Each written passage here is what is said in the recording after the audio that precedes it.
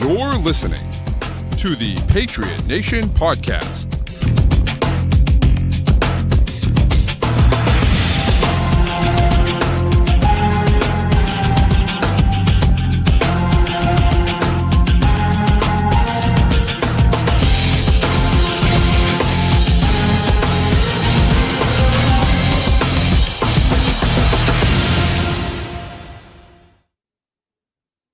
Hi, welcome into another edition of the Patriot Nation Podcast. Your boy Pat Lane. As always, this episode is brought to you by oh my god, I just had a complete brain fart. I'm sorry, Prize Picks. I'm sorry, Prize Picks. Right in the corner there. Prize Picks, the official daily sports fantasy app of CLNS. Oh my god, what a disaster. Matt, you might have to do the intros from now on. That was just terrible. That was terrible. That's how you know it's live, because like that would never be. If you're listening in podcast form, you're like, "What the hell is going on here?" We don't edit things out, man. This is just we let it fly, baby.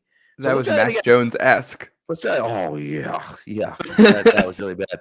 That's like Mac Jones in Germany-esque. That was that's a pick six on the first drive of the game, Pat. Sure it is. Yeah, sure it is. Not great. Not a great way. Not the way you're looking to start the game off. You know what I mean?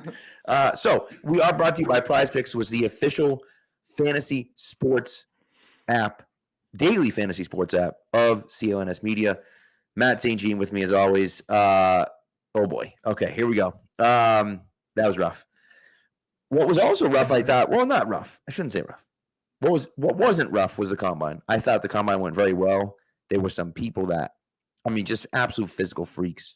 The offensive linemen in particular. I've been looking at the offensive linemen like, holy Christ, there are some unbelievably athletic and talented offensive linemen. It's a good year to need offensive line help, and the Patriots need a lot of it. And so maybe they should just draft all offensive linemen.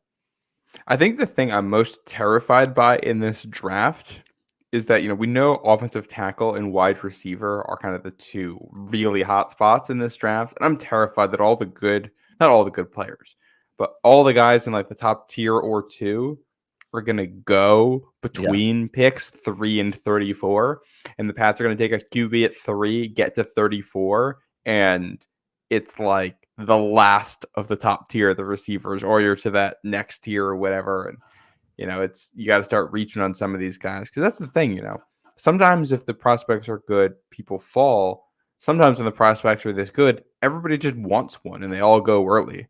Right. And you might be there at 34, and the best guy on your board is a defensive guy who's ranked way above everybody else because there's just such a big run on offense. And, do you take the best player on the board by a mile who plays, corner or edge or whatever, or do you reach and take a tackle way earlier than you would have?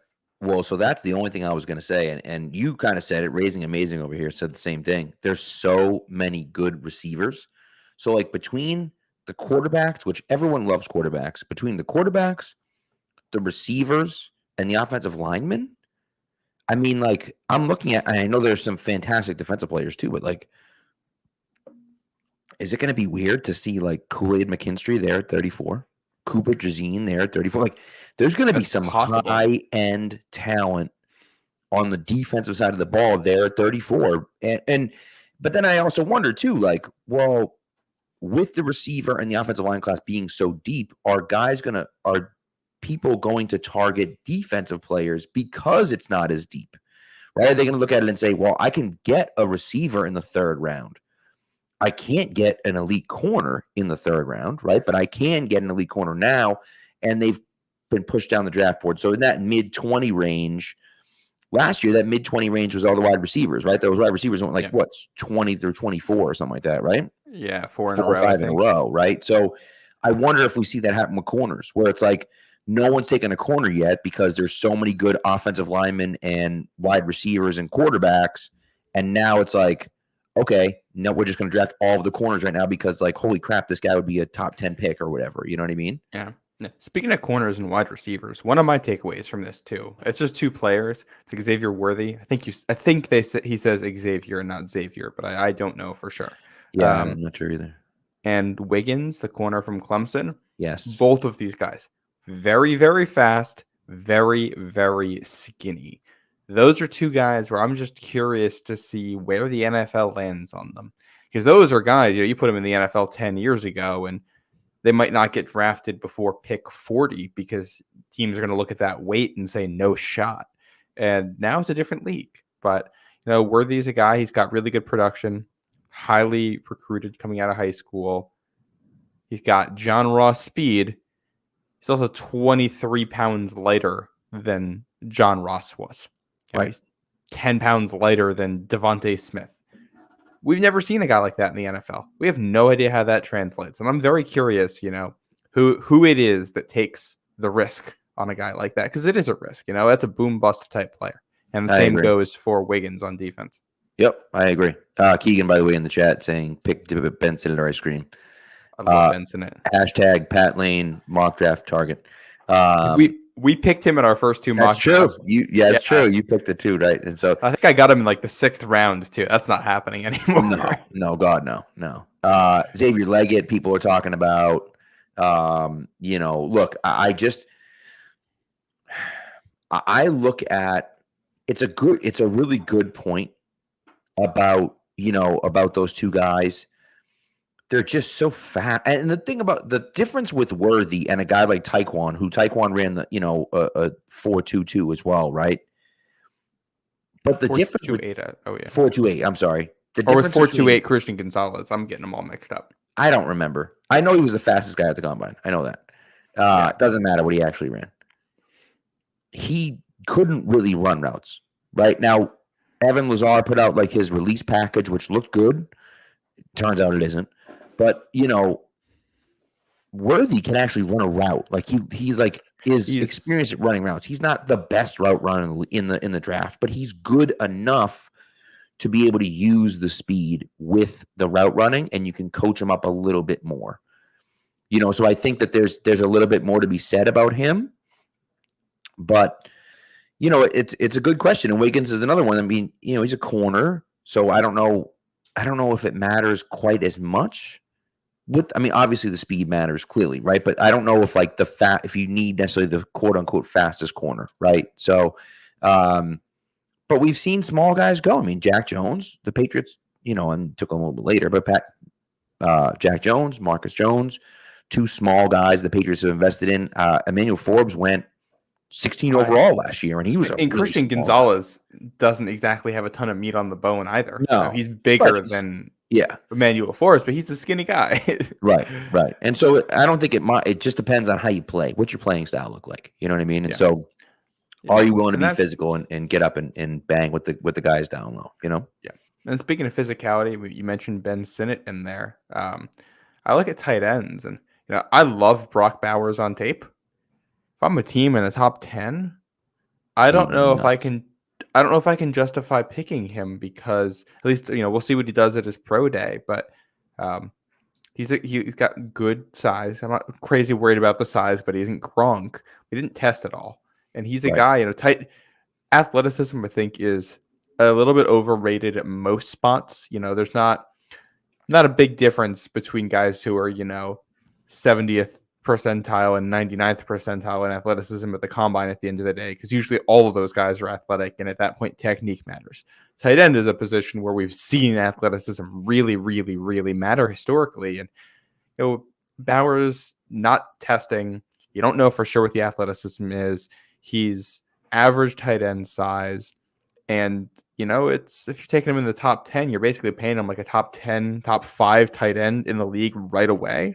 Right. And then you got 5 or 6 guys, I think, who were expected to go on day 2 or day 3 at the position, who did amazingly at the combine, who had great testing. And Ben Sinnott is among them. Theo Johnson had a relative athletic score of 10, a perfect 10 at one point. I don't know if it's still that right now. Right. And a couple other guys in there. And I think from a value perspective, grabbing one of those guys is 100%. Much better than taking Bowers high, which I hate to say because I love Bowers. He's so much fun to watch.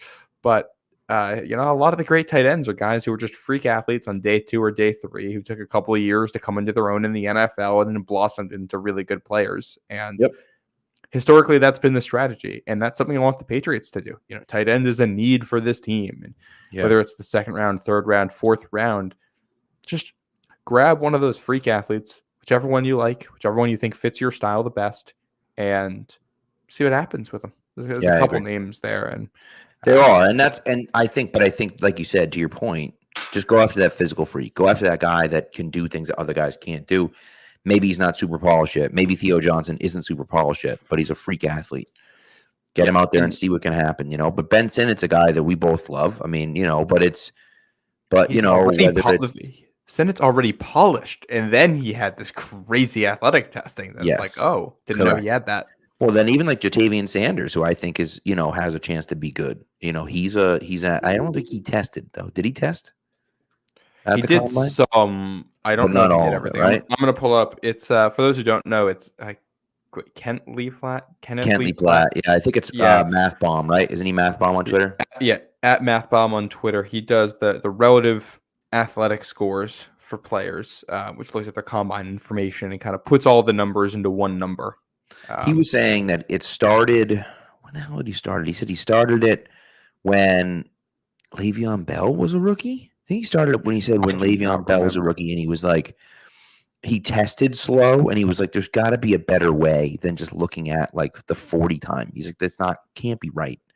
So I think that's when he came up with it, and he kills it every year, man. Kills it every year, and it's like one of those things that like he just created it. And everyone uses it. Like everyone uses it. It's kind of wild, Yeah, it's really. So Sanders did some testing. He didn't do the jumping. Okay.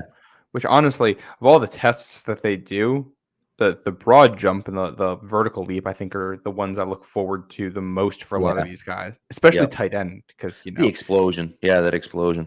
And being able to have that both as a route runner and a blocker is crucial. And Sanders didn't do that. He had an RAS score here of 8.06, which is it's a good but not great. Right. And it's part of that. He's undersized. He's 6'3", he's 245 pounds. Those aren't bad measurements, but they definitely aren't good ones. Yeah. Old Man Mob touched on something, and I think it relates a little bit to tight ends, but he said, he'd rather have a bigger, slower wide receiver than a smaller, thin, fast wide receiver.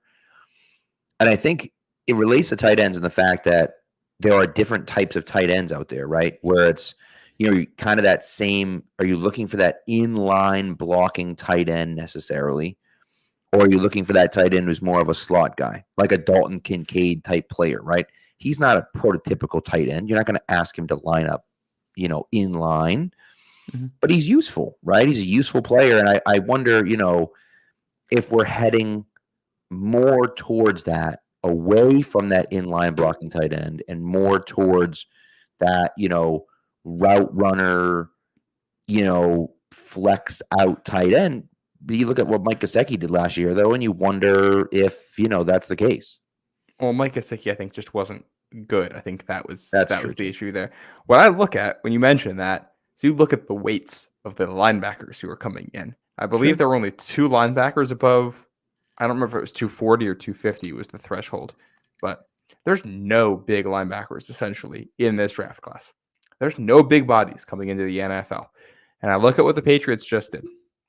They're talking about Baker Mayfield or Jacoby Brissett at quarterback or Joe Flacco at quarterback. And, they want to invest in the offensive line. And you talk about the tight end position, you start to put it all together. And what I see is defense is getting lighter and the opportunity to just ram the ball down their throats with a really effective and powerful offensive line. This is something I touched on a couple of weeks ago, too, when looking at what AVP might do, is that if they don't see a quarterback who they think is, your immediate path forward, I think what you do is you take a look at what Michigan just did to win a national title, and you say, hey, we can run this type of offense where we're just going to run, and we're going to get bigger guys than anybody else has out there because we're prioritizing speed a lot now, and we're going to use that to set up the offense.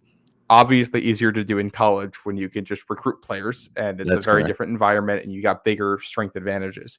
But I do wonder if you can kind of zag when everybody else zigs there and go in the opposite direction. And I think everybody wants that quick tight end who can run routes and do everything. And if that means you can get a guy who can be a really powerful blocking tight end to dominate later in the draft, I think you take advantage of the fact that other teams might let you do that.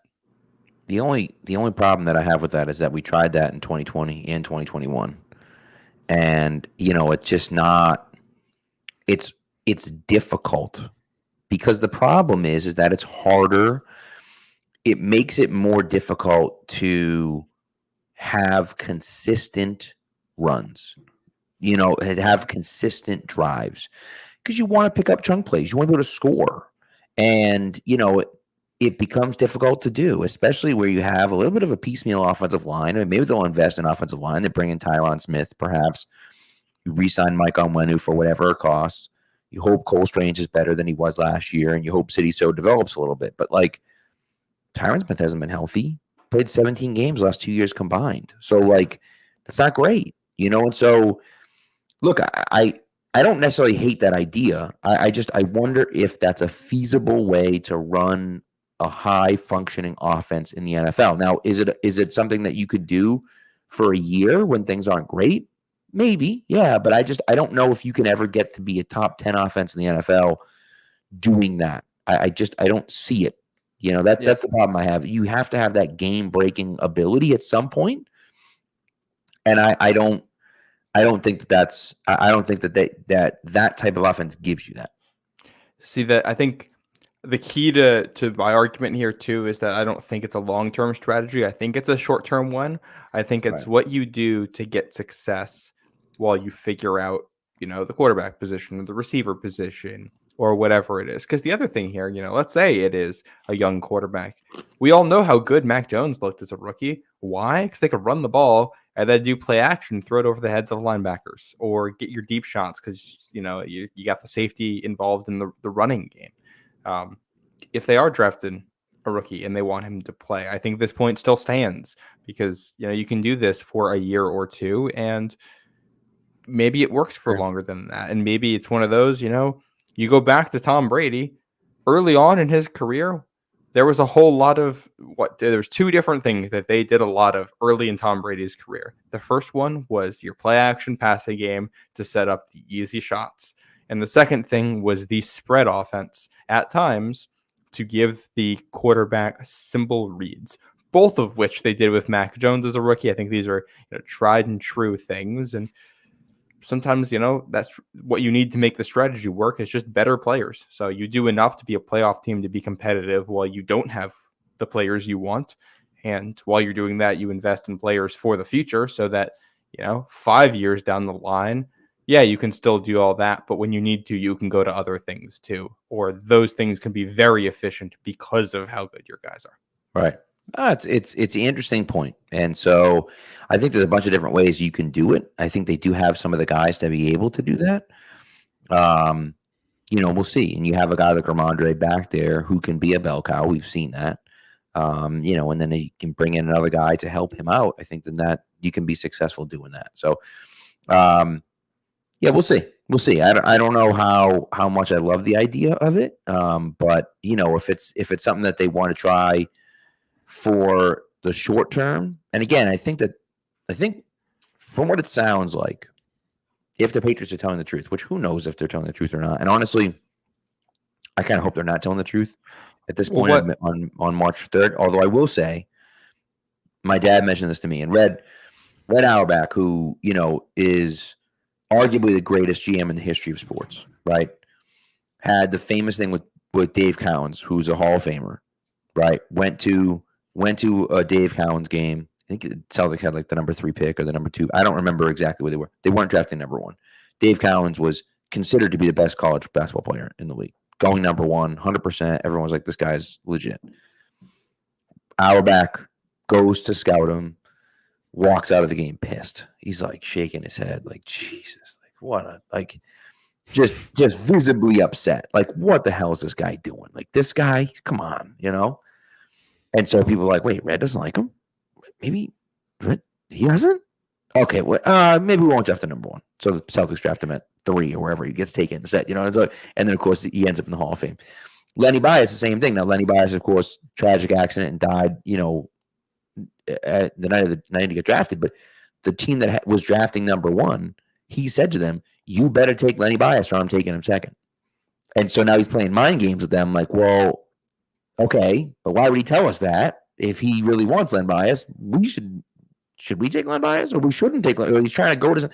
So even if the Patriots are telling the truth, my point is this: even if the Patriots are telling the truth at this point, no one's telling the truth right now. And so if that's the case, even if you're being truthful, there's a question of, well, are they actually being truthful? And then if you sign a quarterback, which the Patriots, I assume, are going to do, then it's, well, yeah, I guess they're telling the truth, but are they telling the truth? I mean, maybe they are, but who knows? Like, so you don't really know if they're telling the truth at this point or not, right? So, because no one should be telling the truth right now. It's March 4th, right? Like, silly season, and so the question is, they could be completely honest and being transparent about what they want to do, but still people are going to be like, I don't know if that's really what they want to do or not. So they could be just trying to drive with the price on number 3, and we'll see what happens. Well, right now with everything that's out there, there's no way everything's accurate because we're hearing both that they're interested in Baker Mayfield, a guy who's probably going to want, 3 years, $30-35 million a year, something in that range, and also that they want to draft a quarterback at 3. You're not doing both of those. That's Correct. not happening. Yeah. So somebody's not telling the truth in there. Who, we don't know yet. Maybe they're both lies. We really don't know. True. But yeah, everybody likes to negotiate through the press. One thing I did find interesting is that most of the local people have been reporting about, like Baker Mayfield or Jacoby Brissett or Joe Flacco, guys like that. But the national reporters, and I think specifically Jeff Howe is the name that comes to mind, is the one who's been saying, man, they love all these quarterbacks. That screams to me that them loving all the quarterbacks is a smokescreen. Yeah. If they're going to the national reporter with that, the one that all the teams are going to hear and listen to, and all the GMs and the guys in the front office have their athletic notifications or whatever, and they're going to see, oh, Jeff Howe says Patriots love all these quarterbacks. Right. And that was definitely something I picked up on, that there's a difference between the national guys and the local guys in the way this stuff's being covered. Well, and that's what you want, right? You want everyone to believe you want all of them, because it doesn't matter who goes 1-2 in that case. If it comes out that Washington loves Jaden Daniels, well, we love Drake May. If it comes out that Washington loves Drake May, well, we love Jaden Daniels. We love them all. So, we're taking someone at 3. And, I know you're excited to see it. J.J. McCarthy at 3 is absolute insanity to me. I would not, I think I personally would have J.J. McCarthy over Jaden Daniels on my board, which is mostly just, I think, looking at the risks of taking an older quarterback. I think that's where I'm factoring that in. Yeah. I mean, I am not comfortable with Jaden Daniels or J.J. McCarthy in the top 10. And I like both of them. I think they're both good players, but there's just too much risk. Yeah. And if you're comparing it to drafting Marvin Harrison Jr., who fixes the biggest issue that this franchise has had since 2017, you could argue since they lost Randy Moss, he fixes that issue in one go, and you can just wash your hands of it and solve wide receiver 1 for the next decade and a half. Or the alternative, that somebody else likes a quarterback and gives you a stupid amount in a trade.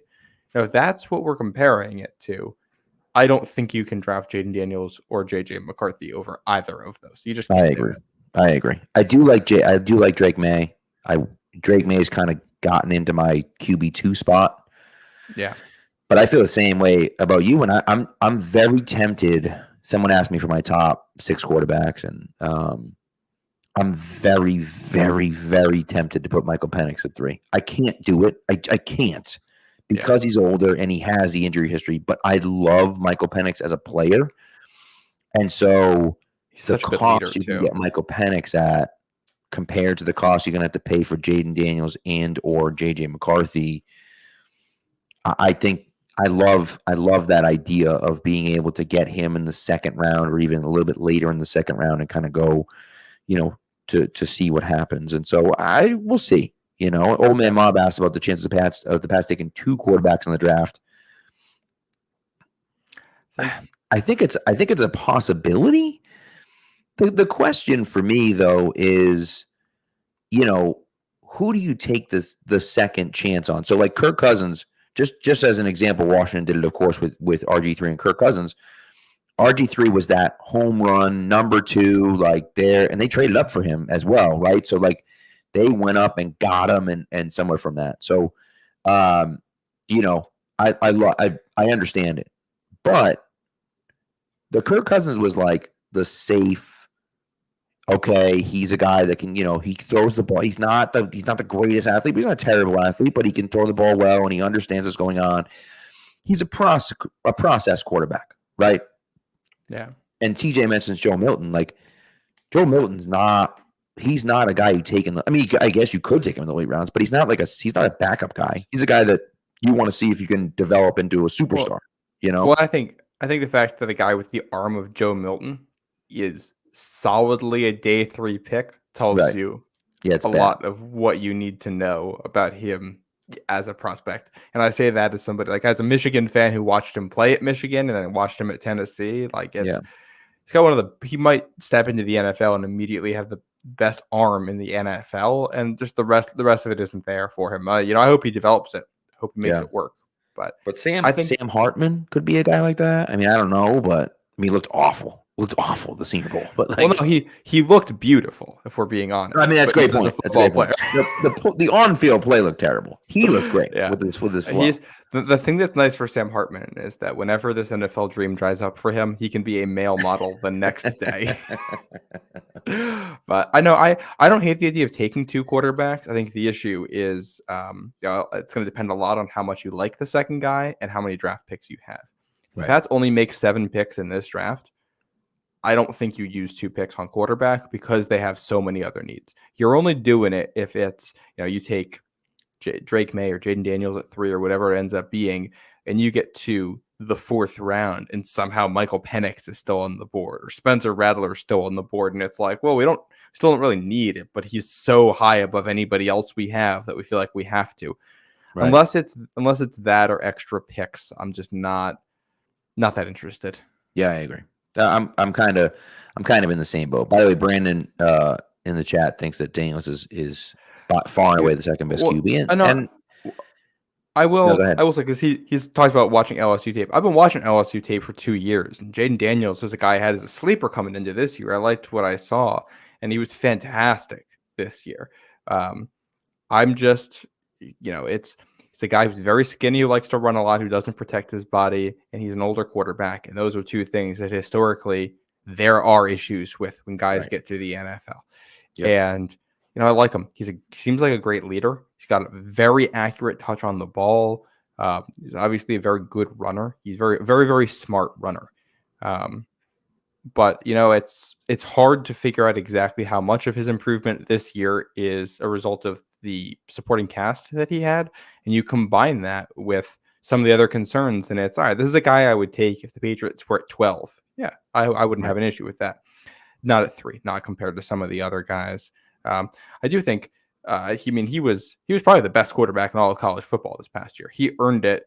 I mean, production-wise, the Heisman, he earned it because I think Caleb Williams and Drake May. This is what complicates the discussion. Is that Caleb Williams and Drake May both had worse supporting casts in 2023 than they did in 2022, and kind of took a step back for a lot of people from a production standpoint. And I think if you get into the tape for both of those guys, I think a lot of the quote unquote concerns about Caleb Williams are just kind of made up things about him that people just kind of. He cried to his mom. He paints his nails. You got guys. Not a leader. You can't say the dude isn't competitive and then also complain about him crying because they lost the game. Those 2 don't match up. You're either competitive or you're not. And who cares if he paints his nails? We're talking about football here. Who cares what he wears off the field? It doesn't matter at all. I will say some of the stuff I don't love is like looking into ownership and doing and not, and again, he didn't get measured at the combine. Neither did Jaden Daniels or Malik Neighbors, right? Or Drake May. None of these guys were doing. So that's the thing is that you cannot love some of what he's doing. He also knows he's probably going to be the number 1 pick. And so why is he going to parade himself out there? He doesn't need to. He doesn't need to. I love what that's the way I look at it. I love what he's doing with the medicals too, where he's only giving medicals to teams if they interview him. I think that's really smart. He's there's no way he's not the number 1 overall pick at this point. He has to be. If that's Almost the case, guaranteed. Yeah. why are you giving medical reports to teams that you're going to be playing against? Why would you do Right. that? It's smarter for yourself to just play it low key. He's great with the media too. I think he answers questions really well. He's obviously a fantastic leader. You can see that both in the way he talks and the way his teammates talk about him. So he's the obvious one of one. He's at the top. And then Drake May, I mean, you talk about the supporting cast he had this year. Like that's how people love Tez Walker. I mean, he was the best receiver on the UNC team, but even then, I think he was worse than Josh Downs was last year, and he was only there for half the season. And things were, and that offense is so poorly designed too. I mean, both USC and UNC. I was watching this tape. Like you're asking these quarterbacks to be Superman back there because none of these receivers can separate, and they're running the most basic concepts, and the offensive line can't block. And what are we doing out here? Like we're just. Right.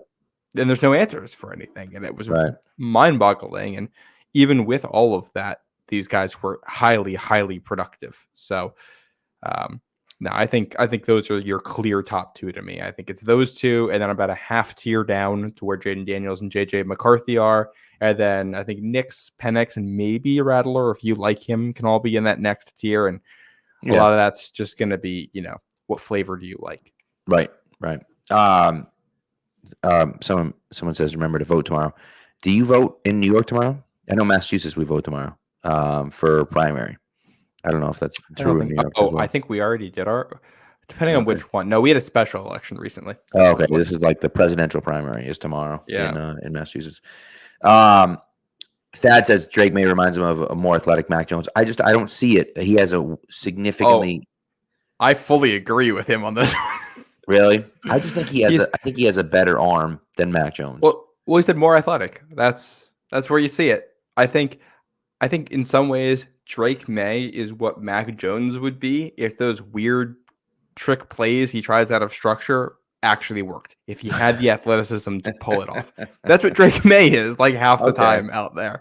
I mean, he does. Isn't that a good thing? That's why it's like Mac Jones if he were good. Well, yeah, this is why the first time I watched Drake May, I was so low on him because I felt like I'm watching Mac Jones again. But then you watch it again and you realize, oh, he's doing these things intentionally. He knows the limits of his own body and he knows how creative he can be and he can do this stuff. I think I have questions about his anticipation and his ability to play in structure at this point, some of his accuracy. But, unless you're drafting Trevor Lawrence or Andrew Luck or Peyton Manning or whatever, you're always going to have questions on a guy. And May is close enough that I think you can try to develop him and see what happens. Right. And he is, as Mr. Barden says, he's not afraid to take a hit either. Unlike Jaden Daniels, he actually has more meat on himself, on his frame to absorb some of those hits. Right. I like it. Yeah. All right. Let's take a quick break. We're going to come back. We're going to do a live 7-round mock draft. Before we do, I have a quick question for you and for the chat. We'll talk about and then we'll go over some user submitted or listener submitted chats as drafts as well. But just a quick word from our sponsors here. Football season may be over, but the action on the floor is heating up. Whether it's tournament season or the fight for playoff home court, there's no shortage of high-stakes basketball moments this time of year. Get in on the excitement with Prize Picks, America's #1 fantasy sports app, where you can turn your hoops knowledge into serious cash. Now, Prize Picks even offers injury insurance so that your entries stay in play, even if one of your players gets injured. For basketball games, if you have a player who exits the game in the first half and does not return in the second, that player projection won't count against you and the rest of your entry stays live. Now, this week for me, I have Steph Curry for more than 29 points and Nikola Jokic for more than 10 rebounds, and then Caitlin Clark for more than 30 points and LeBron James for more than 7 assists. So download the app today and use the code CLNS for a first deposit match up to $100. Prize Picks. Pick more, pick less. It's that easy.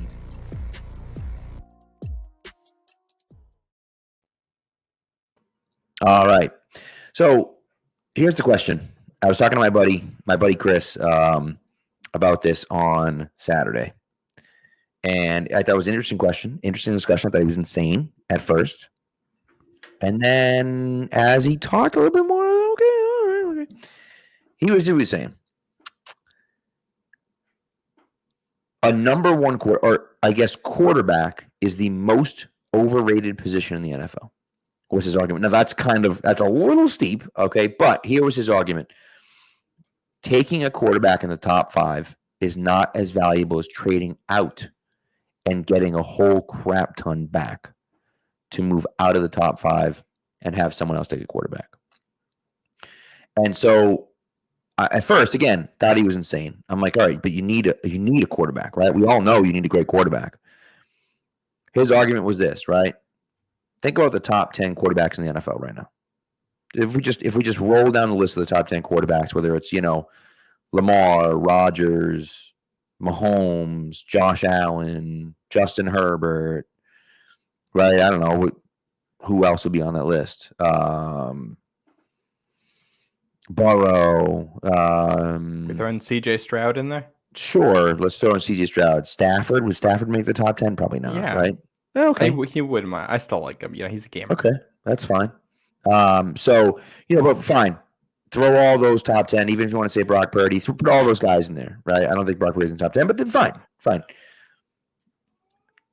2 questions. Number one, how many championships those guys have? Right? Unless you have Patrick Mahomes, you're not winning multiple. None of those guys have more than one championship. Not one of them. Jalen Hurts, another good example. Jalen Hurts, yeah. Number 2, what were those guys taken? How many of those guys were the first quarterback taken in their draft? Matt Stafford was, right? Is Trevor Lawrence a top 10 quarterback in the NFL? I don't think so. He's on his good days, yes. So that's the thing. So hard to tell how many of those he has, and that's the problem. Now the thing is it the system? Is it the coaching? Is it the team around him? So his argument, of course, was that you need good quarterbacks, just like you need good players everywhere, right? But can you win? Are you more able to win with a great team and a quarterback that can make plays when it matters, right? Than you would be with a great quarterback with a team that's mediocre, right? And then the argument, well, what about the Chiefs this year? And I would say that Mahomes got carried a little bit by his defense this year. And he's Mahomes, right? I mean, Mahomes and Brady almost don't count in this argument. But Mahomes was drafted 10th overall, was not the first quarterback taken in his draft. Brady, of course, drafted 199. Clearly not the first quarterback taken in his draft. So, you look around the league at those top 10 guys. I mean, we just named a lot of them, right? Herbert wasn't the number one guy in his class, right? Herbert got taken, 4th? Mm-hmm. I think he was he 5th overall or 6th? I think he was 6th overall, right? Because they took Tua.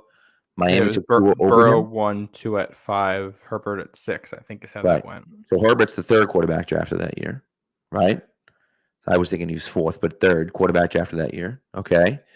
And so, again, Stafford goes 1-1, fine. But he doesn't, Stafford goes 1-1, sure. Mahomes, again, 2nd quarterback taken, right? There's no one between him and Mitch and him, yes, right? Mm-hmm. Lamar gets taken 32nd overall. 5th quarterback taken. Right? So you go down the line. Jalen Hurts in the 2nd round. So go down the line of all the quarterbacks taken and how many of them were taken in the top 5. How many times does a team trade up for a quarterback in the top 5 and have it work out?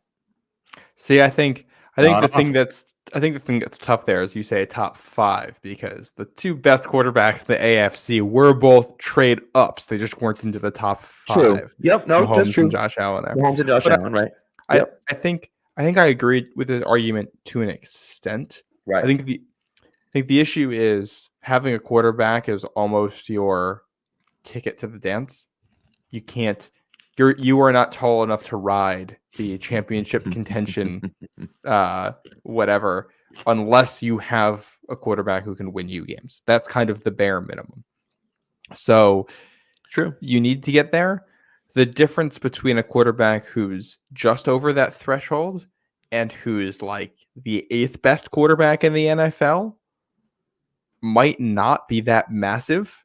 Like, if you want to upgrade from the 15th best quarterback in the NFL to the 8th best quarterback in the NFL, I'm not sure how much that gets you. Although, in defense of that statement, that's kind of what the Rams did, upgrading from Jared Goff to Matthew Stafford, and it worked for them.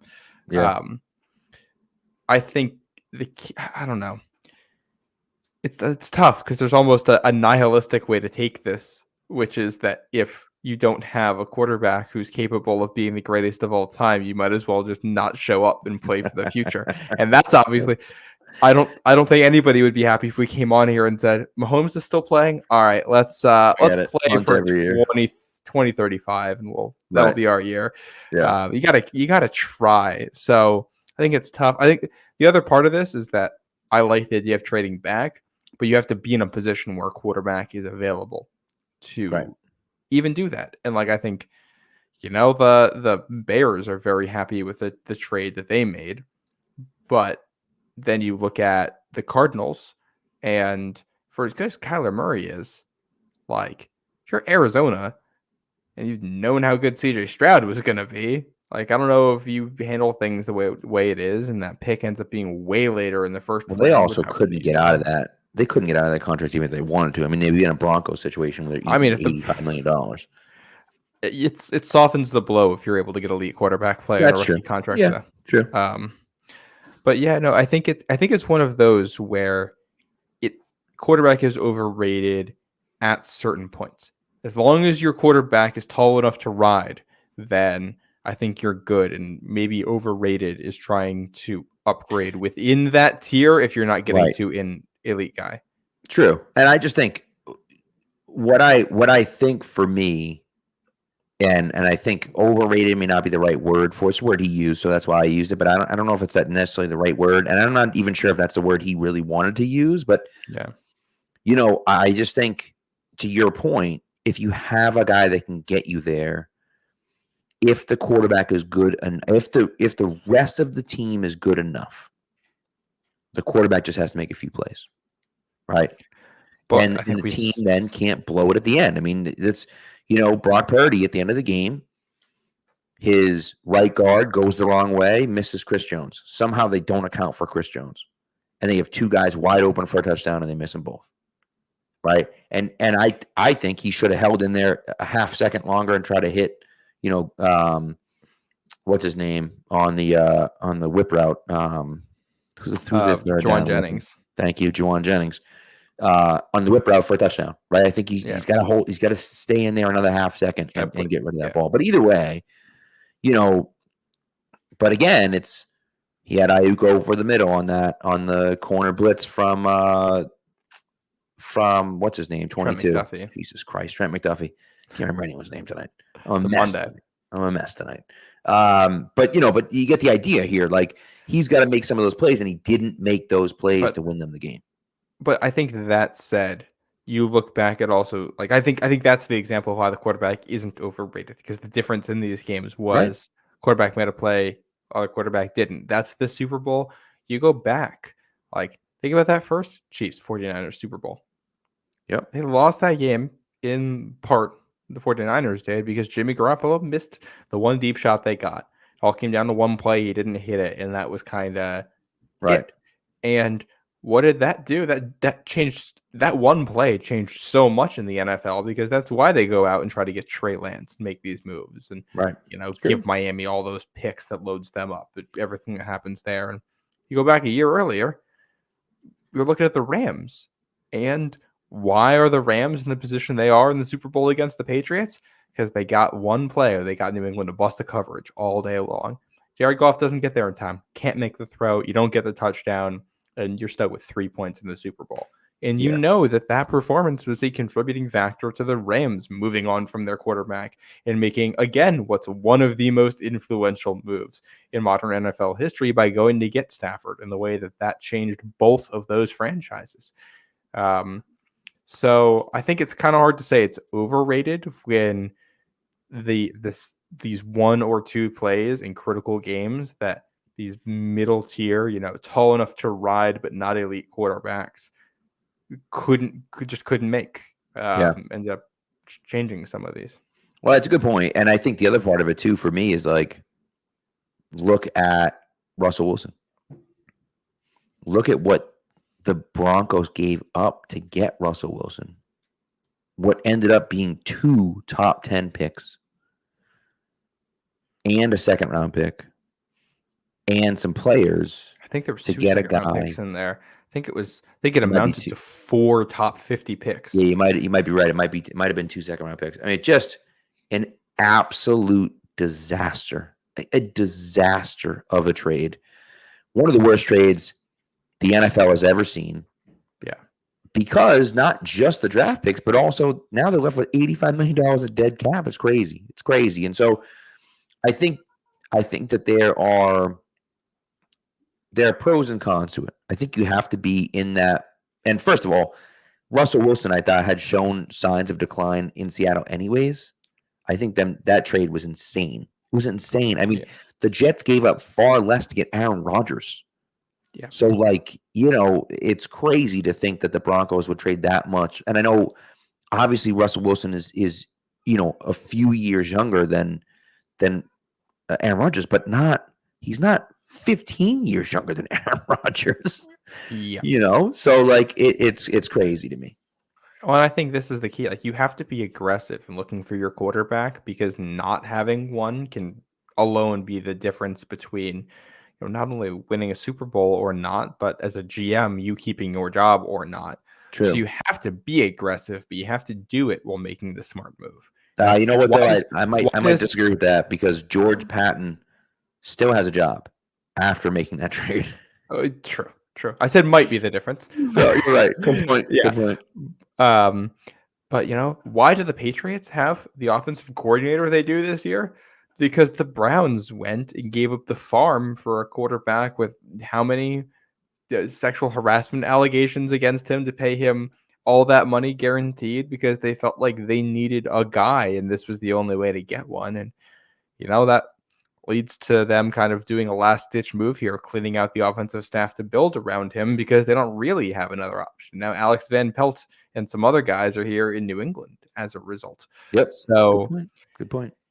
You got to make the moves. It's just you got to make the right one, and that's what the GM paid a lot of money to do. Quite true. All right, let's get into the 7-round mock. We're 45 minutes in. We haven't even started yet. So we gotta get through this. Let's get into the 7-round mock. We're doing PFN this time, Pro Football Network. So a little different. We did PFF last time. We'll do fast. Obviously, the Patriots. Yeah. Drafting at 3. Now they offer trades as well. Yes, do they offer trades? They do. So that's good. They can get a little bit wacky with the trades sometimes. Sometimes they're very eager. So I'd say we apply our own realism filter to this one. I'm down with it. Yeah. All right. We're jumping into this mock here. Patriots on the board. We'll hide this for a second. Your first 2 picks, Caleb Williams and Drake May. The Patriots have trade offers. They have, they have 1 trade offer. In this case, hypothetically, it is Pittsburgh that wants to move up to come get a quarterback. Okay. They're offering New England pick 20, pick 51, pick 84, a second and a third, all a second and a third in 2025, all for that number 3 pick. What are you thinking, Pat?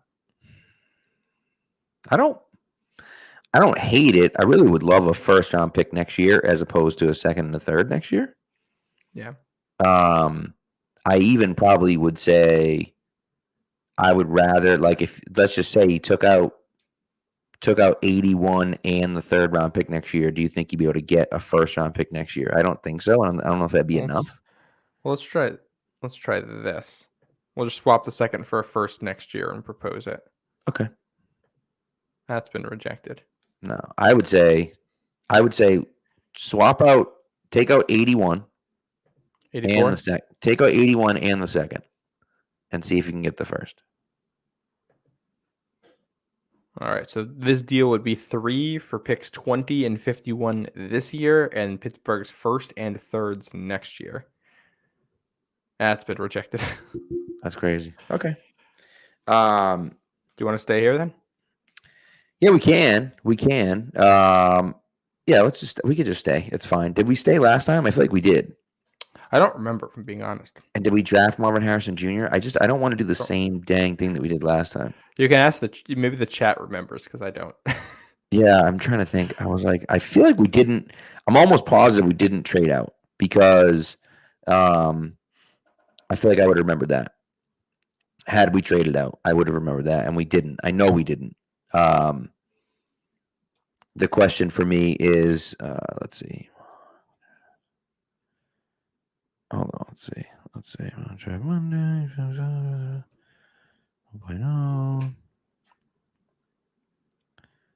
No, oh my God, come on. What are we doing here? Are you doing math over there, Pat? No, I'm just looking through my. I'm looking through my. Okay. Nelson says we drafted Marvin Harrison Jr. last time. All right. Yeah. So we can't do it. Can't do Marvin Harrison Jr. again. So do you want to? Wait, but Old Man Mom says last week you didn't take Marvin Harrison Jr. Says you guys took a QB, I believe. We're all over the place. Oh my God! All right. Des says I've been watching too many mocks to remember. That sounds about right. That's a great point. Do you want to try to? Do you want to try to trade back? Want to try to do our own trade? We could do it. I don't hate doing one where we take Jaden Daniels here and just see how the draft falls. That's one we haven't really done. You can do Daniels if you want. That's fine. Maybe we should do JJ McCarthy. I'll take Daniels here and see how it falls. Jaden Daniels to pick at 3. We get to 34. We do have 2 trade offers, which we can look at in a second. A run on tackles to end the first round. Troy Fautanu goes to San Francisco. Tyler Guyton goes to Kansas City. And then the first pick of the second round, Kingsley Sumamatia, goes to Carolina. So yeah, some of the guys on the board here. Graham Barton, interior offensive lineman from Duke, is the best overall player. A.D. Mitchell from Texas. Jordan Morgan, offensive tackle from Arizona. Ladd McConkey, Xavier Worthy, Troy Franklin, Michael Penix, all guys on the board here when we're looking at offense. Okay. I like that. What are the trade offers? There are 2. We got one from New Orleans. They give us pick 45, so that's moving down 11 spots, and it's 2nd and 6th round picks in 2025. The other one is Jacksonville. Patriots give up 34 and 229. Get pick 48, so you move back 14 spots and pick up a 6th rounder next year. Why the hell would we make the second trade?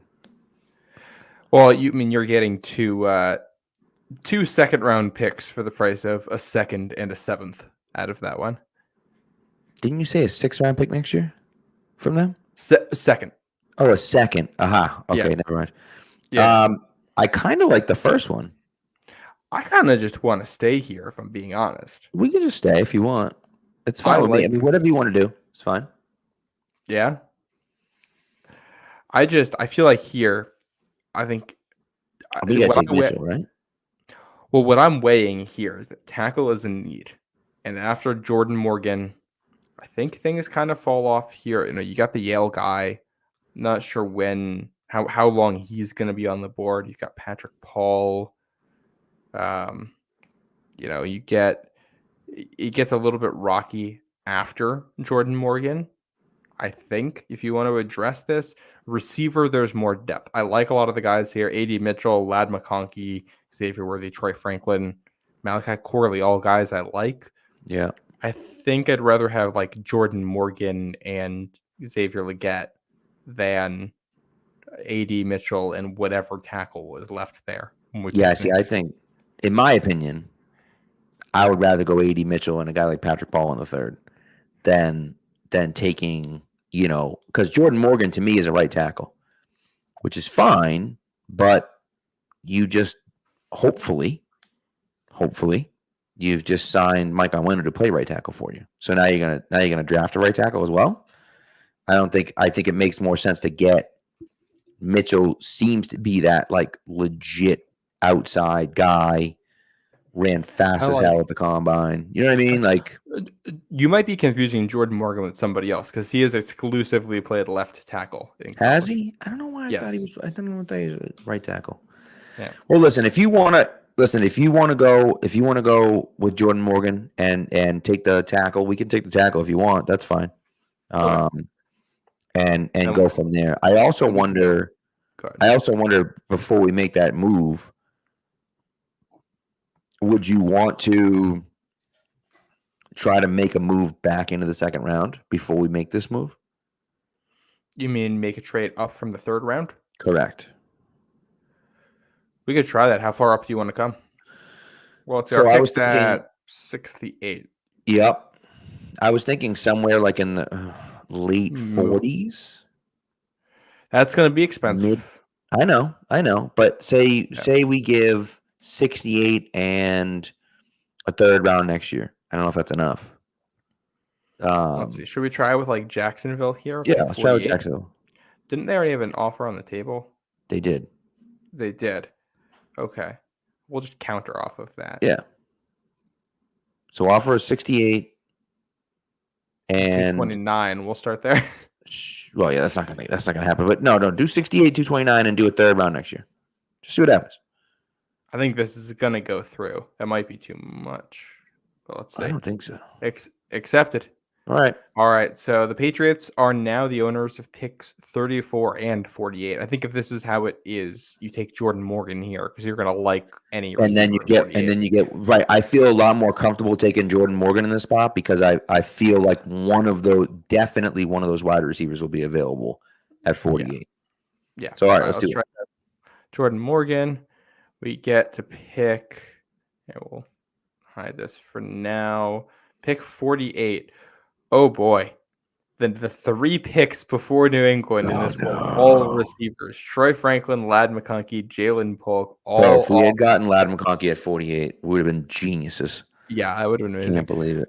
The best on the board right now is Xavier Worthy. Michael Penix still there. I don't think we're drafting quarterback here. Zach Frazier, the center from West Virginia, is actually a guy I think they would like a lot, although that's not as much of a need. Go defense. Adisa Isaac here from Penn State. JT Sanders from Texas. The tight end is here. Malachi Corley, the wide receiver, is your second best wide receiver on the board. Roman Wilson is ranked at 66 in this board, and I feel like he ends up going higher than that. What are you thinking for receiver here? I know. I mean, listen, we all know that you love Roman Wilson, okay? Michigan guy over there.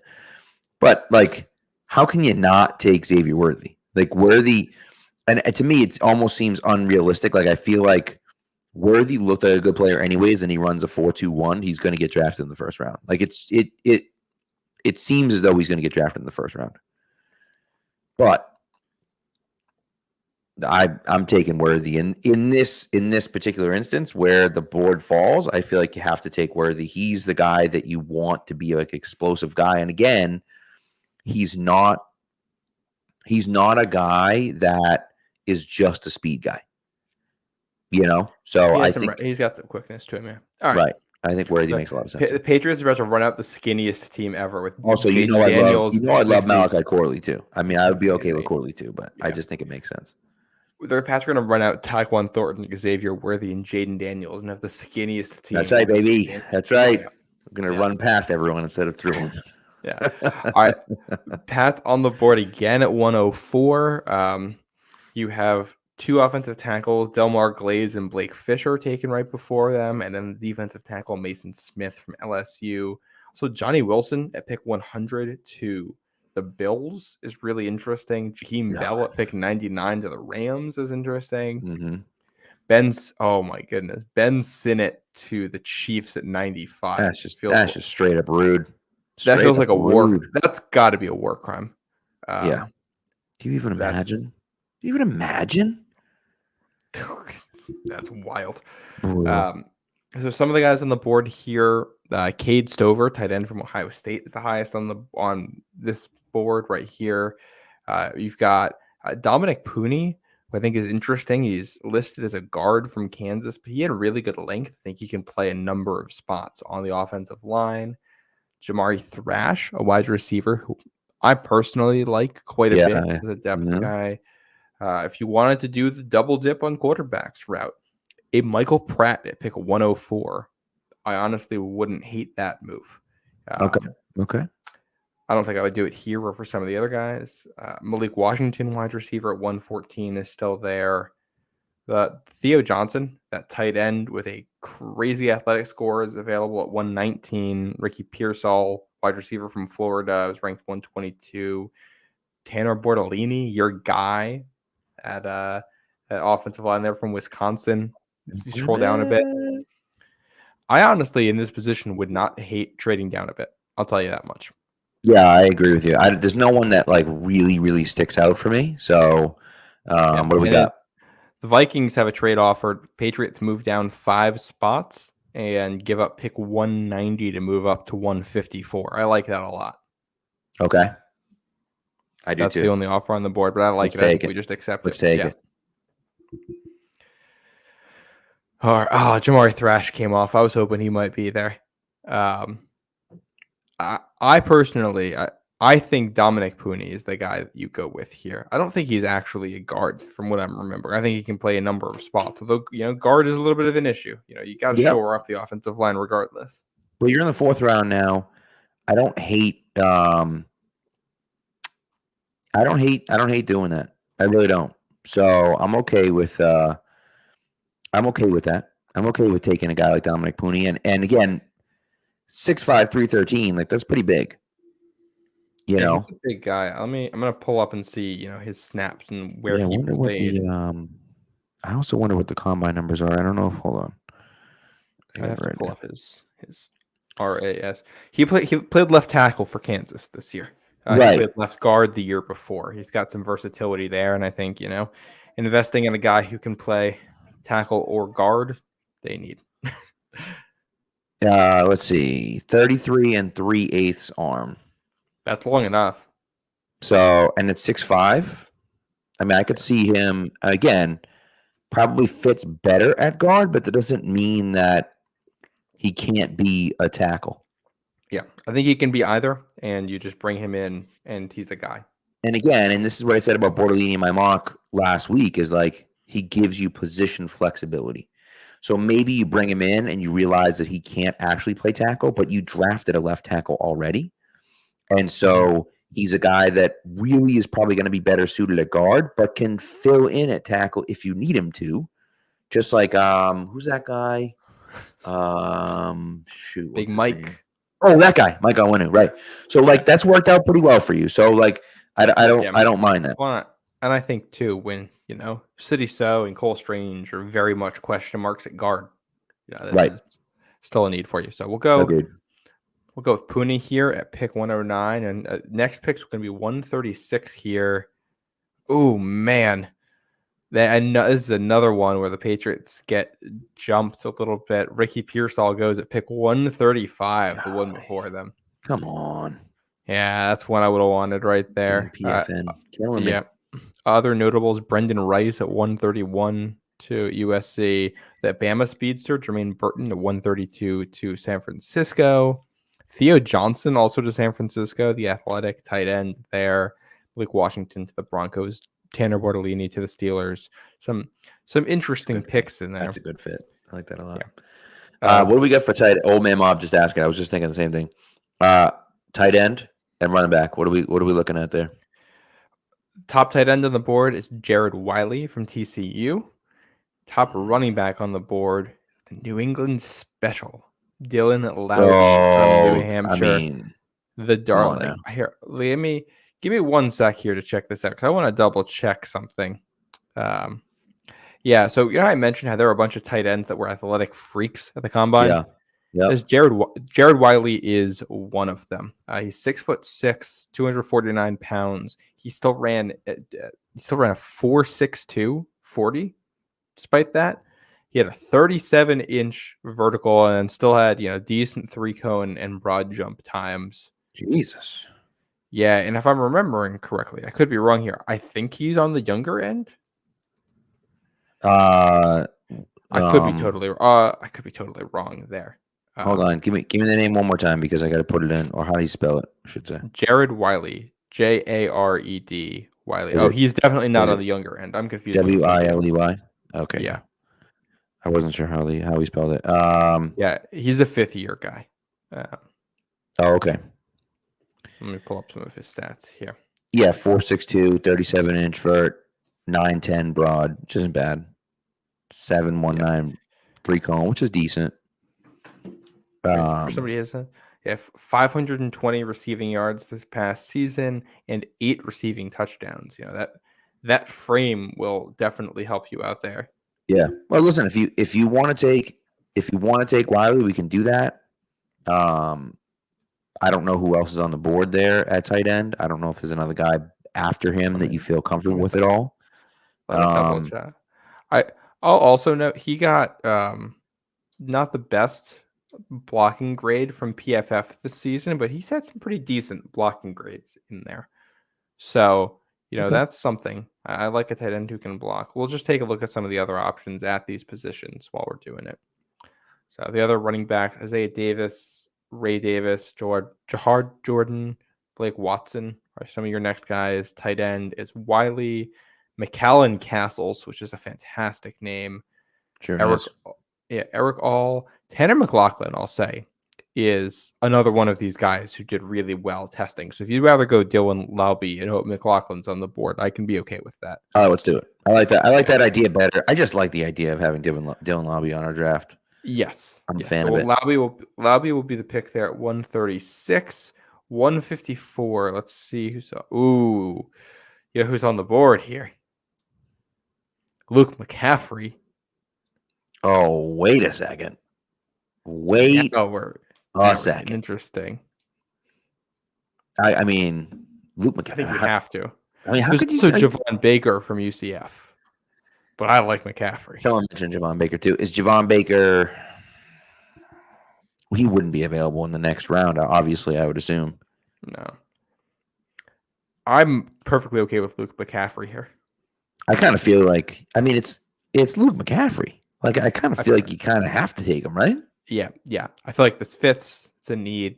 Double dip at wide receiver. Two guys who I think can separate for you. Let's do Luke it. McCaffrey, the pick at 154. Now we wait for 182. And let us see. Tanner McLaughlin, the guy I was hoping was still going to be on the board, is here. The tight end from Arizona. I'm okay with that. We drafted 0 defensive players just like last time, but who cares? Okay, that's fine. Yeah. I'm cool with it. And McLaughlin is a kind of a similar to Wiley that we were talking about, just a little bit smaller all around, and just a tiny bit faster. Yeah, I think this is the guy I was thinking. So he's not actually younger. He just has 2 years of Division I experience. I don't remember what his background is, but he was at Arizona for 2 seasons, had almost 1,000 yards combined in those 2 seasons. Okay. Yeah, 6'5", 244. Another 4'6", 140, 35-inch vert, 9'9" broad jump. Didn't run any of the other drills, but I'm okay with it. I'm all right with it. Let's do it. 6'5", 244 is big enough for me. So yeah, and especially at this point in the draft, I'm down for it. All right. The Patriots grab him in the 180s. Is that it? The draft. I think we're out of picks. All we got. We're gonna have a 7th round pick because we traded it. Didn't we trade 7th round pick? Is that what we did? We did. That's when we moved up. Trey Knox ended up being the last pick there. So the whole draft for New England. We'll run through it again. At pick 3, quarterback Jaden Daniels from LSU. At pick 34, offensive tackle Jordan Morgan from Arizona. At pick 48, with a trade up, Xavier Worthy, wide receiver from Texas. Pick 109 with a trade down, Dominic Pooney from Kansas, offensive lineman. Pick 136, Dylan Laube, running back from New Hampshire. Pick 154, you acquired it in that trade back earlier, Luke McCaffrey from Rice, the wide receiver. And you wrap up at 182 with Tanner McLaughlin. That's that. I like it. I don't know how much I love it because you did give up a 3rd round pick next year. You didn't pick up any future picks, but and again, I don't know if like realistically that would happen. I also don't think that specific trade up would happen. Like we made the trade up before any of the guys were taken. That specific trade up wouldn't happen from the Patriots side. I don't think in that situation. You know what I mean? Like I think McConkey keeps dropping and they move up 3 spots above where they were and take McConkey instead of taking a guy like Worthy. You know what I mean? And I like Worthy, but McConkey, I think, is a guy. I think he's going to be really good. Actually, do you know who I saw him compared to somewhere recently? Was Antonio Brown. Yeah, I saw someone write that too, which I thought was interesting because people think that he's a slot guy, and he's not a slot guy. He's an outside receiver. He's just that quick. He can Yeah. play anywhere. He can get off jams. Right. He's a guy. Honestly, wouldn't super shock me to see him jump into like your first round conversation, depending on how this goes. I agree. Yeah. All right. Do we want to run through a couple of user submitted mocks before we? Yeah. By the way, Old Man Mob says, "Watch the 49ers go after Rice, McCaffrey, and Gore in the draft." That'd be incredible. That would be really good. That would be fun. Would love that for the bit. All right. You guys sent us in some mocks. I think we got all of them. If we didn't, harass me online somewhere, and we'll make sure it's included next week. Yes.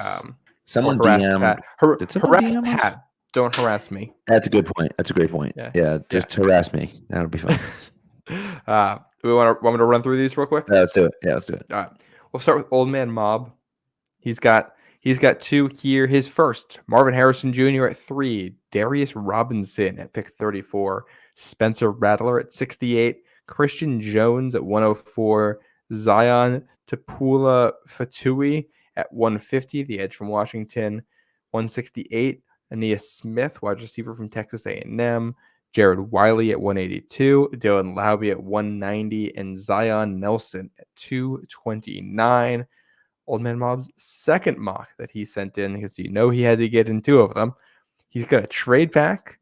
They get J.J. McCarthy at pick 12, Kingsley Sumamatia at pick 34, Will Shipley at pick 68, the running back from Clemson, Cade Stover, tight end from Ohio State at 81, Michael Hall, the defensive tackle from Ohio State at 104, Brendan Rice at 136, Andrew Coker, offensive tackle from TCU at 182, Taj Washington, wide receiver from USC at 190, and Brevin Spann Ford, tight end from Minnesota at 229. And in this one, you pick up 2 future picks from Denver, first and second rounders. What are your thoughts on these, Pat? I gotta tell you, Spectre does the same thing. I agree with him. I like the second one better than the first one. First one's not bad, but my goodness. And Old Man Mom did say last week we talked about not drafting the same players, and I'm not sure we did a bad job of looking at. I got to go back and find which one is which. But we talked about not drafting the same players, and Old Man Mob did that, where he mixed it up and drafted different players. I like the second one a lot. Again, J.J. McCarthy at 12. I don't know how good J.J. McCarthy is going to be, but you move out, you pick up a first and a second next year. You take a swing at quarterback. You draft a very good offensive lineman at 34, potential game-breaking running back at 68, a solid tight end. We'll see what happens with Rice and Washington as your wide receivers, but at least you take a chance on a few guys like that. And both USC guys, which is interesting. Oh, Old Man Mom says you also got Sutton in the trade. So that's a heck of a trade back. There we go. From 3 to 12 to get Sutton a first and a second to move back. So, I think that I like the idea of that trade. We'll see. But I like the idea that you're getting so much to move from 3 to 12 and then kind of just stockpiling assets for next year, especially Denver. I don't think is going to be very good next year. They're probably going to move up to take a rookie quarterback. I'm sorry. They're not going to have money to really do much this year. So, I don't think they're going to be great. So that might be another top 10 to 15 pick again next year. I love the idea of trading with Denver or Vegas, because both of those teams play in a division with the defending Super Bowl champs and best quarterback in the game, and Patrick Mahomes and the Chiefs. And you got Justin Herbert and the national champion at the college level coach, Jim Harbaugh. And I think those teams are both going to end up being really good down the future here. So I think if you can bet against the other teams in that division, I think that's a pretty productive bet. Let's go on. We got Nelson Lloyd, who's been in the chat tonight. Nelson, you submitted a draft. We got a trade back to pick 14. The Patriots are going to get Rome Odunze at 14. They're going to pair him with his quarterback, Michael Penix Jr. at pick 34. I got to learn how to pronounce this name, man. Kieran Amagdaji, the offensive tackle from Yale. I'm definitely not getting that right at pick 68. Okay. Close enough. Yeah. We're going to grab another wide receiver, Jalen McMillan from Washington. So we're putting together all these Washington guys in New England, which I love. Corner Kalen King at pick 104. Running back Blake Corum at pick 136. Defensive tackle Tyler Davis at 145. Tight end Isaac Rex at 172. Edge Jordan Strachan at 182. Guard Jacob Monk at 184. Wide receiver Xavier Weaver at 190. Tight end Devin Culp at 216. Edge Eric Watts at 229. Running back Kendall Milton at 230.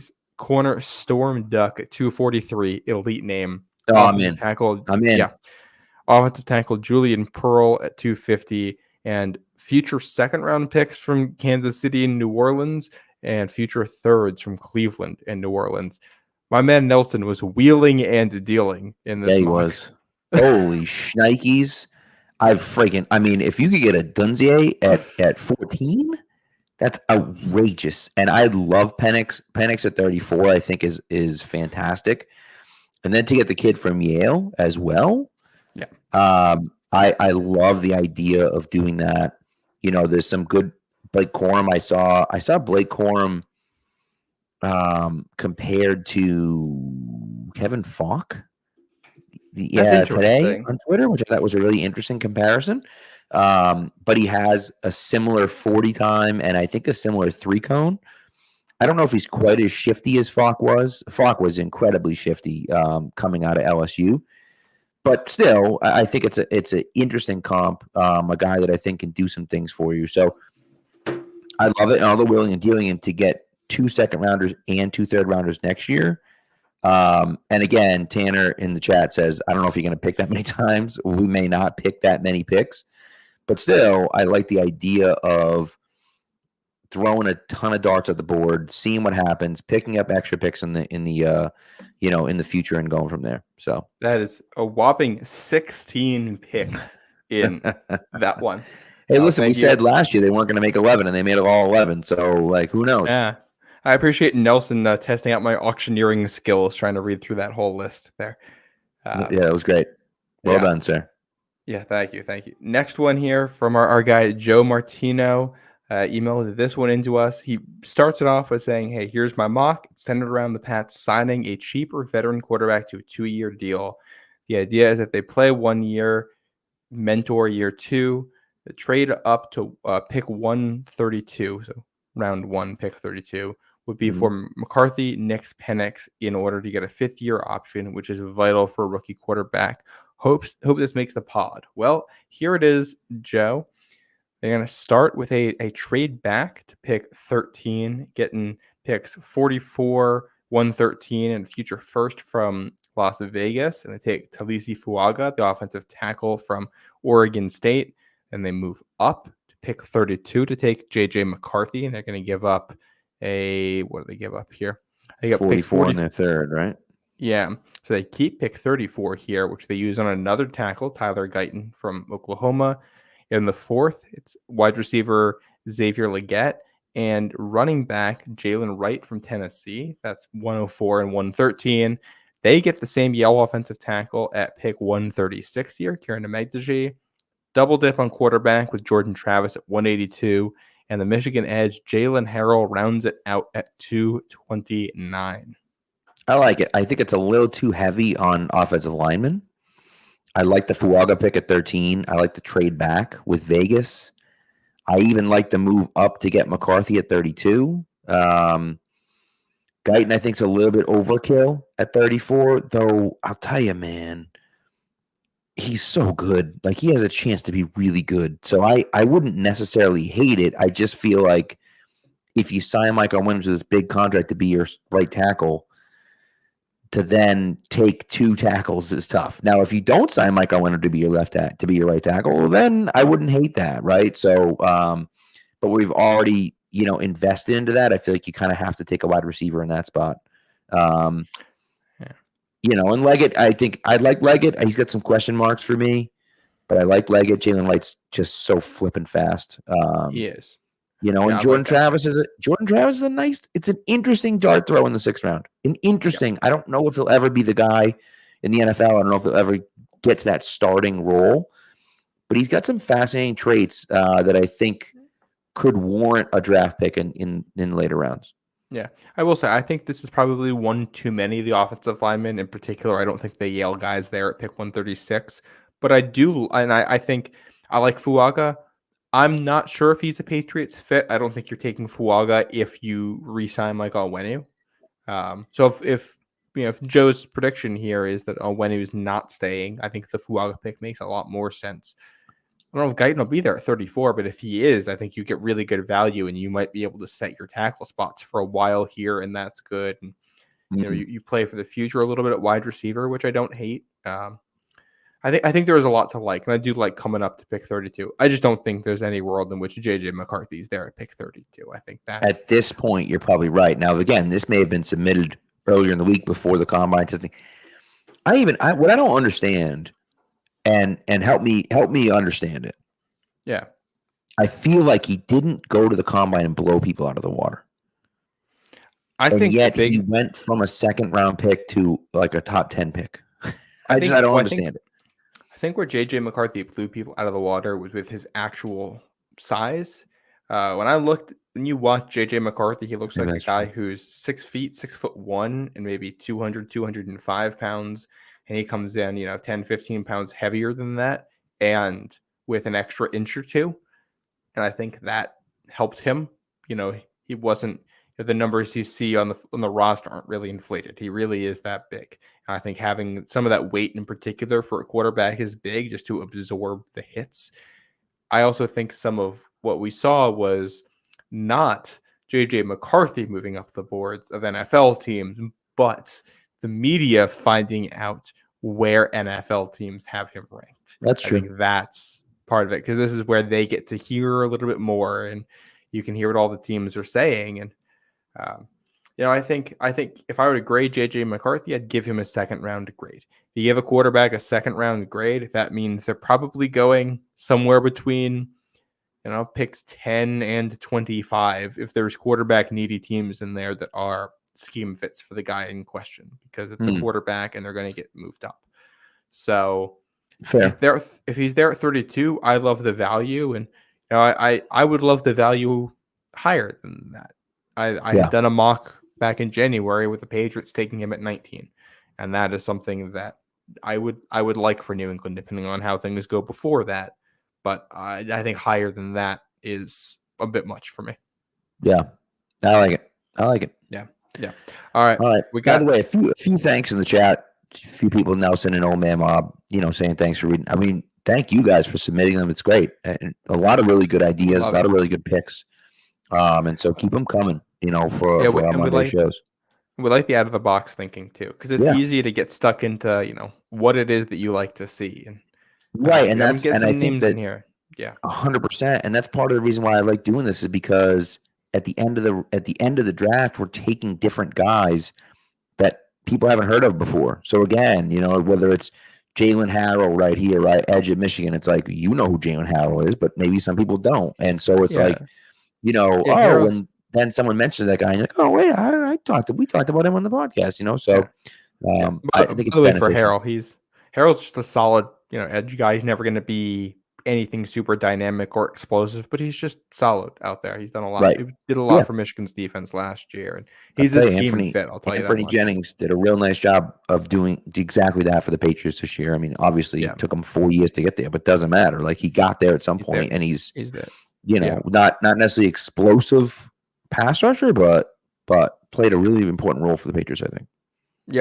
Yep. All right, we got a couple more mocks to get through here. We're going to go to Thaddeus Skywalker. Love Thad. There's a bunch of trades in here, and I could have screenshotted it, but I didn't want to try to fit that in. So I'm just going to read what we got here. It's got the Patriots trading back to 6 and still getting Marvin Harrison Jr., which, by the way, I think it was Lance Zierlein put out a mock today that had Neighbors as the first receiver off the board, and Marvin Harrison Jr. falling to 5 with the Chargers, which I think is terrifying to give Justin Herbert a guy like Marvin Harrison Jr. I don't like that. Yeah. And Lance Zierlein's very plugged in, and he's been pretty insistent that NFL teams are not unanimous in Marvin Harrison Jr. being the guy at receiver. Yeah. So worth putting that out there. Thad had the Patriots taking Tyler Guyton at 34. So we got that same pick here in back-to-back mocks. JT Sanders at pick 68. Adisa Isaac at 109, the edge from Penn State. I really like that. He's the guy across from Chop Robinson in that defense on that front. He's speedy. He's been really solid for them. I think that's a fit. Jalen Wright. We got another Jalen Wright pick in here at 136. Tyke Smith, the safety from Georgia at 174. Joe Milton at 184. Carlton Johnson, the corner from Fresno State at 196. Fabian Lovett, the offensive lineman from Florida State at 219. And Trevor Keegan, offensive lineman from Michigan at 229. I'm going to be honest. There's some names in there that I just do not know, and I'm going to have to research. Yeah, me too. But that's okay. And again, that's why I like doing this. I like the top of the draft. I mean, if you could trade back and get Marvin Harrison Jr., I mean, like, come on, that's incredible. And so I like the idea of that. Obviously, then Tyler Guyton, we already talked about him at 34, and then Jatavian Sanders, and then getting an edge player at 109. I think you're getting some really, really solid value there from a bunch of different positions. You're adding another safety. You're adding another corner. You're adding, again, an offensive lineman there at the end. So I like the idea of that trade quite a bit. And again, I don't know of that draft. I'm sorry, quite a bit. I don't know exactly what it all looks like. Of course, you're taking a complete shot in the dark at Joe Milton. We already talked about him. Like, probably going to suck in the NFL. But, like, sure, if somehow he can figure it out, like, holy crap, Yeah, and when you here's the thing. I'm not necessarily in love with taking a day 3 quarterback this year with how they are. But if you're picking up extra picks and you want to, use an extra pick on one of those guys, I feel a lot better about it. All right, we got 2 from our guy Tim. I'm gonna go with our first one here. And he sent in 2 in part because he thinks this first one is a bit unrealistic, but he wanted to put it in there anyway. Patriots trade back twice, actually. I think. No, or am I misreading this? I think twice, right? I thought it was twice. I'm reading that correctly. I'm not 100% sure. Anyway, they end up at pick 16, and they get Jaden Daniels at pick 16. If you can trade back and get Jaden Daniels at 16, I'm ecstatic about it. There's a little bit more wheeling and dealing in here. They end up at pick 25. They're going to get Brian Thomas, the wide receiver from LSU there. Then they're going to pick at 36, and they're going to get A.D. Mitchell there, the wide receiver from Texas. Got Blake Fisher, tackle from Notre Dame at 68. Corner Chris Abrams-Drain at 91 from Mizzou. Matt Goncalves, the tackle from Pittsburgh at 101. Running back from Florida State, Trey Benson at 136. Edge defender from Clemson, Xavier Thomas at 139. And at 229, they wrap it up with Trey Knox, the tight end. I mean, just the top 4 of this draft is incredible. Yeah, incredible. So I'm trying to follow the picks that he made. So he traded 1 for 337, 139 in the second round pick next year. Then he traded 5. No, I'm sorry. He traded 3 for 5, 37, 139 and a second round pick next year. Then he traded 5, 104 and a 6th round pick next year for 25, 88, 91 and a 1st, 2nd, and 3rd next year. Then he traded 25, 88, and 182 for 16 to go up and get Jaden Daniels. Then he went back to 25 by trading 37 and a 3rd round pick next year for 25 to take Brian Thomas. Then he traded 34 for 36 and 101. So it's a million trades. It's a ton of different trades, but like those are my favorite kinds of trades. Belichick used to do crap like this all the time where he'd like trade one pick and then trade that pick and then turn that pick into something else. And then, and so is it a little unrealistic, but like probably, but the fact that you pick up 2 second-round picks next year and a first-round pick next year, and we end up trading that 3rd-round pick next year, but still, you pick up all these extra picks, and you still have a pick at 34 because you traded pick 37. I mean, like, I love it. I love the idea of doing that. Again, I don't know if how realistic it is, and Tim said that, but, like, I love it. Yeah, and Tim's got a second one here in case that one wasn't realistic enough. has a small trade back here with the Giants at the top. You get Rome Odunze at pick 6, JJ McCarthy at pick 34, Blake Fisher again at 68, Tez Walker at pick 70. That I believe, they picked that up with the trade back. Same tackle from Pittsburgh at 104. DJ James, the corner from Auburn at 136. We've got Joe Milton in this one, so another quarterback coming in at 149. Edge defender Braden McGregor from Michigan at 182. Jace McClellan, halfback from Bama at 204. Tanner McLaughlin, tight end from Arizona at 244.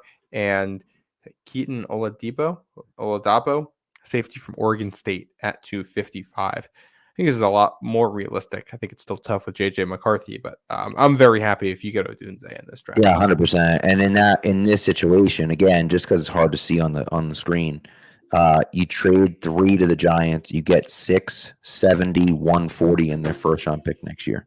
Mm-hmm. That's a haul to move back a few spots and pick up. If you're thinking wide receiver at 3, if you're looking at it saying, we don't want to take a quarterback at 3, we want to take a wide receiver, but you're able to get a 3rd round pick this year, a 5th round pick this year, and a 1st round pick next year, it's a no brainer to me. And you still get Rome, who, in my opinion, is if he's not the 2nd best wide receiver, he's awfully close to the 2nd best wide receiver. Any 3 of these top wide receivers, I think, are legitimate wide receiver 1 players.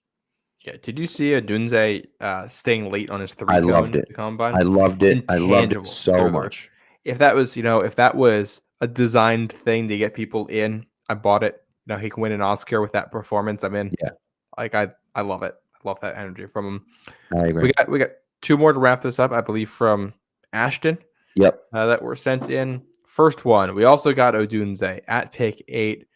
Pair him with Michael Penix, his quarterback, at pick 34. Patrick Paul, offensive tackle from Houston at 43.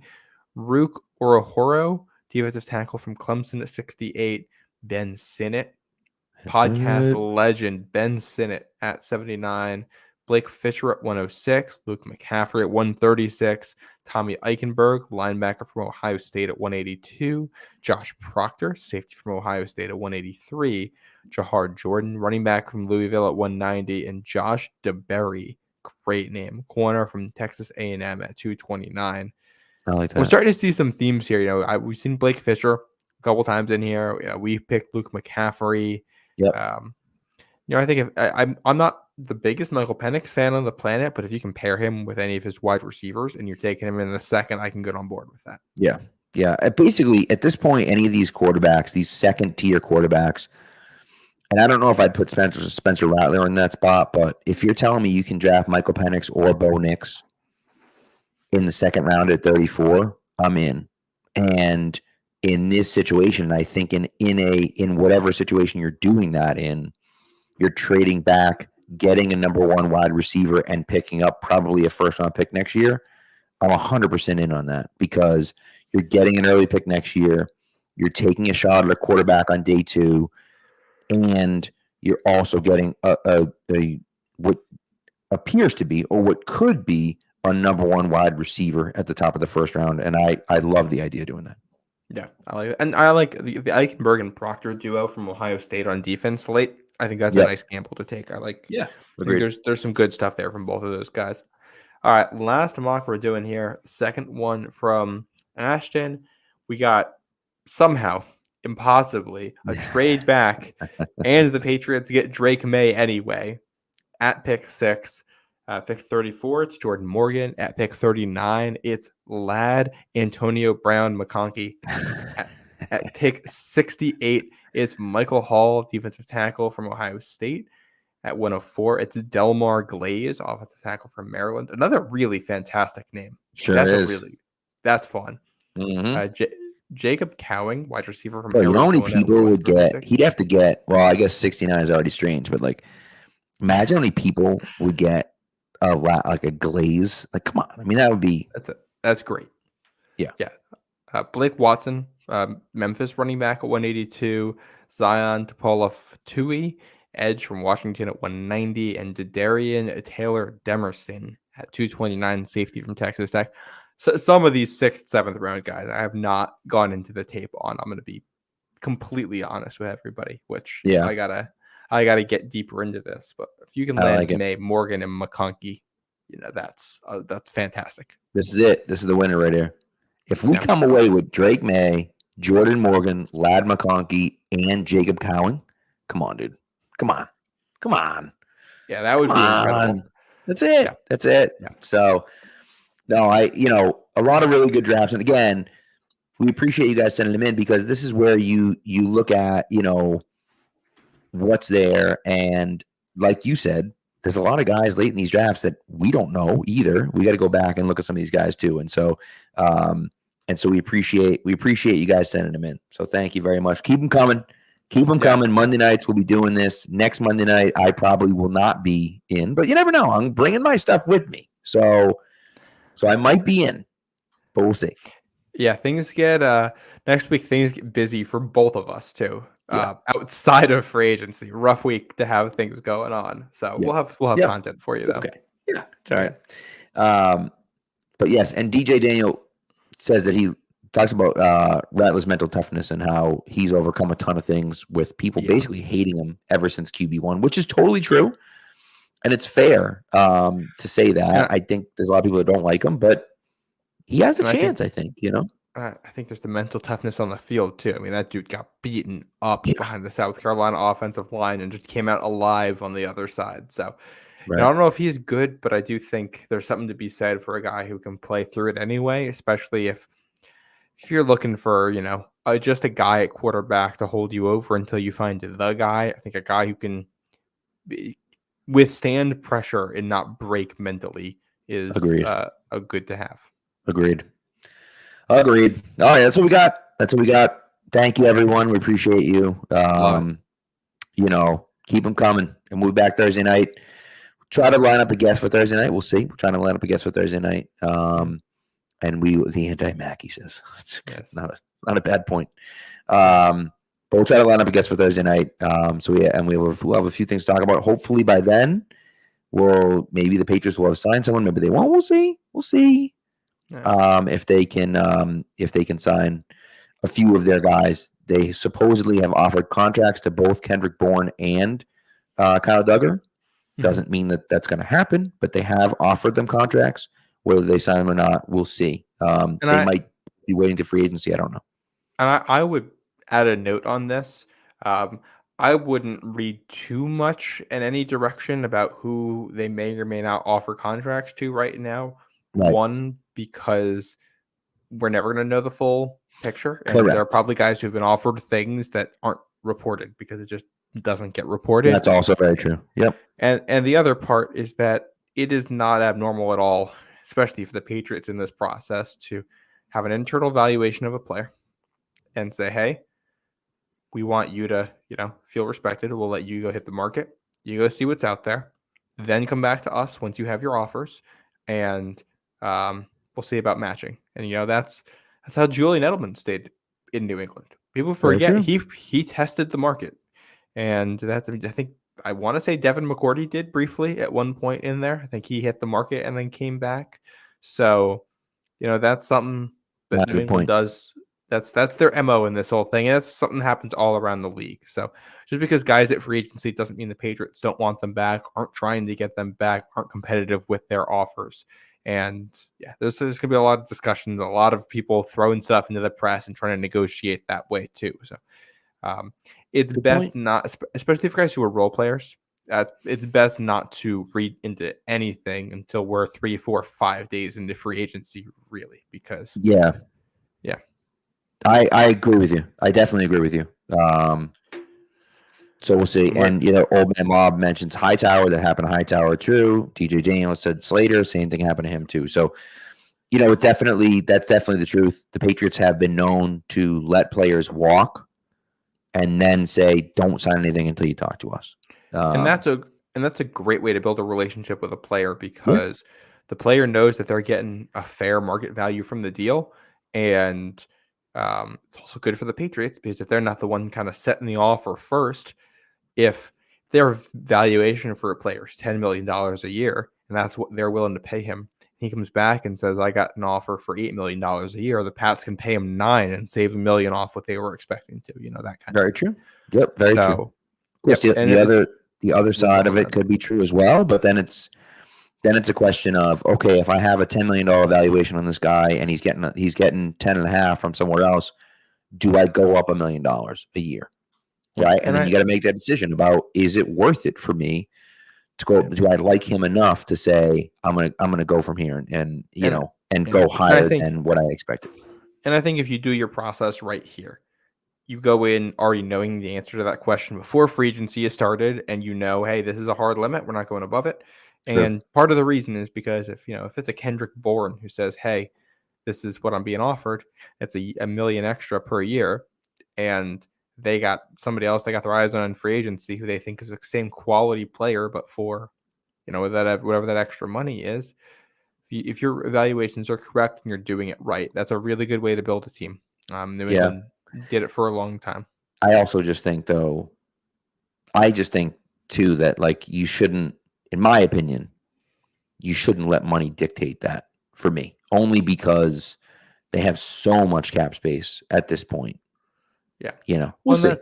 That's what I'm hoping that they do this year. Is just kind of throw caution on the wind and say, you know what, if we love this guy, I'm not going to let $1 million or even $2 million stop me from bringing this guy back or bringing this guy in.